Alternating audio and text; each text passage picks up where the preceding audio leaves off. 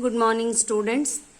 I welcome you all to the online learning session of bookkeeping and accountancy. Today we will be starting with the theory part of final accounts of a partnership firm. In that, we are first going to understand what is a partnership. There are many forms of business organizations which are operating in the society. Some are handled by a single person, some are handled by two or more persons, some are very big in operations. So there are different forms of business organizations. They are called as sole trading concerns, joint stock companies, partnership firms, cooperative societies, etc. So out of these, today we are going to see what is a partnership.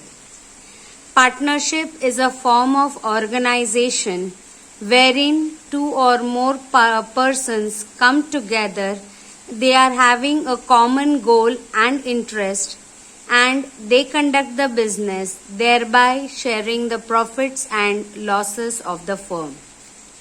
So, to call a firm or to call a business as a partnership business, it is very much essential that there are more than two or more people involved. Secondly, they are going to pour in the capital required for the business. All are going to put the capital.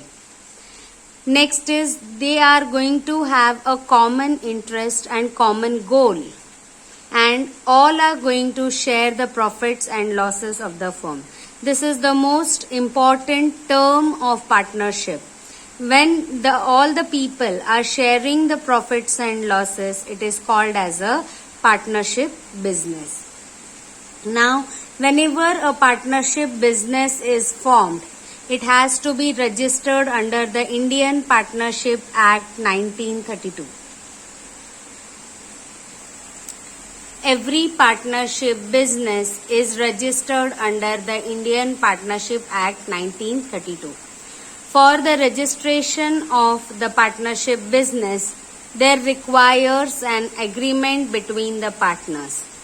It is the written consent which contains the terms and conditions of operating the business and the profit sharing ratio of all the partners. It is signed by all the partners, and this is called as the partnership deed. This deed is essential for registration of the partnership business under Indian Partnership Act. Now this deed, it specifies the share of each partner in the profits and losses of the firm. If the deed is silent, then all the partners are treated as equal partners. Now every business is operating throughout the year. So what are the results of those activities? What are the results of the transactions conducted during the year? To find out the results, they prepare the final accounts. Partnership business also is eager to know what they have achieved. What is the result of their hard work and efforts put in during the year? So they prepare the final accounts of partnership firm. Now when we say final accounts, it is very much clear that they are prepared at the end of the accounting year. To find out whether the business has suffered the loss or it has earned the profit. So final accounts are prepared at the end of the year. When we say that final accounts are prepared, we mean that trading account, profit and loss account, and balance sheet of the firm is prepared. We are going to see each and every account in detail. The first one that we see is the trading account. Now this is the account of all direct expenses and income. When I say direct expenses and income, it means that expenses and incomes which are related to the goods, which are essential for production of goods. So you can say that all manufacturing expenses all the expenses incurred for the procurement of raw materials, for getting the raw materials from the marketplace to the place of production. All such expenses are direct expenses and they are included in the trading account. Then trading account also contains the incomes, direct incomes. So incomes which are generated from the goods are called as direct incomes. They are nothing but the sales revenue. The amount earned by selling the goods, that is sales revenue, is the biggest source of direct income for the business. This trading account is a nominal account, therefore the debit side will contain all the expenses and credit side will contain all the incomes. As a result, whatever amount is earned from the sales, it is recorded on the credit side, and whatever amount we have spent on the procurement or getting the raw materials is recorded on the debit side. So now when we, after the posting all the items of the trading account, and when we go for balancing the trading account, we will either get the debit balance or the credit balance. When we say debit balance of trading account, it means that the debit side is more than the credit side and therefore we get a balance on the credit side.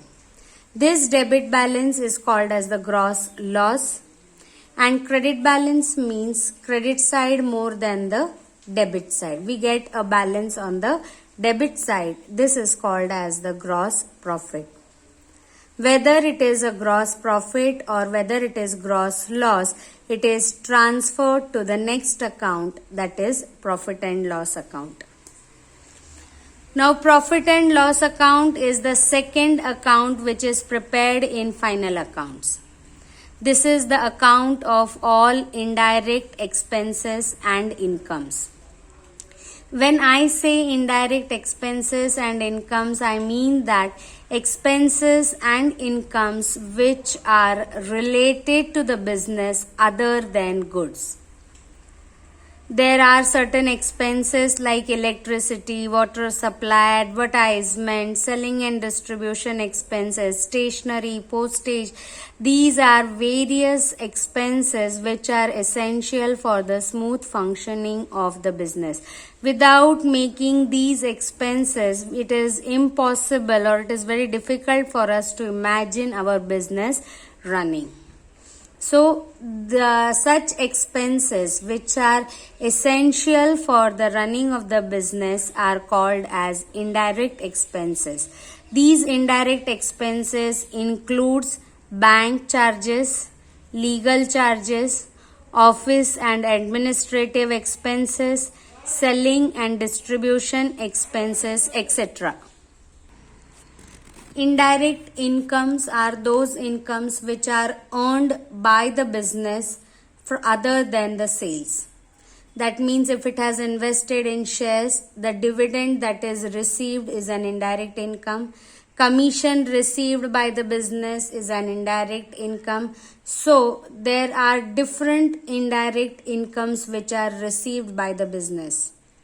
They are received by the business, therefore it is recorded on profit and loss account, credit side. Again, it is a nominal account. Profit and loss account is a nominal account. Therefore, debit side will contain all the expenses and credit side will contain all the incomes. When we go for the balancing of profit and loss account, we will either get the debit balance or the credit balance. Debit balance of profit and loss is called as the net loss, and credit balance of profit and loss account is called as the net profit. Whether it is a net loss or whether it is a net profit, it is distributed amongst all the partners in their profit sharing ratio. Now this profit sharing ratio is mentioned in the partnership deed. If the partnership deed is silent, then all the partners are treated to be equal partners. So the net profit or the net loss is distributed equally amongst all the partners. This is the only account wherein you are going to record the non-cash expenses. Non-cash expenses of the business are firstly the depreciation and bad debts. These are the major non-cash expenses of the business. Then the expenses or the losses arising from the sale of asset, losses arising due to theft, due to fire or any other mishap, all are recorded and included in the profit and loss account. So profit and loss account is a very exhaustive account. It is going to contain everything, each and every minor and major expense and income of the business. So whatever result of the business that we are getting in our profit and loss account, that is the final distributable profit or loss of the business. This is the final and ultimate result. After a profit and loss account, we come to the balance sheet of the firm. Now, first of all, balance sheet is a statement. Balance sheet will contain the list of assets and liabilities owned by the business as on a particular date. Now, why we call balance sheet as a statement? Because balance sheet does not have the debit and the credit side. And secondly, balance sheet does not contain the words to and by. We will never write to capital, to sundry creditors, by machinery. Like that we never write it. Therefore, balance sheet is a statement. And the more peculiarity is that balance sheet tallies with itself. When you have done everything correct principally as well as arithmetically, then your balance sheet must tally with itself. This balance sheet is prepared to indicate the financial position of the business as on a particular date. It is very useful and helpful for the investors, outsiders, bankers, creditors to go through the balance sheet and take the decision regarding the investment in the company. So these are the three things which we are going to prepare when we say final accounts of a partnership firm. Along with this, we will prepare the partners capital account, which will contain the details of partners' individual incomes and expenses. Okay, so this is what is a short introduction of partnership final accounts. In the next lecture, we will go through the adjustments and then we will begin with the problems of final accounts. Till then, keep watching the videos and thank you, students.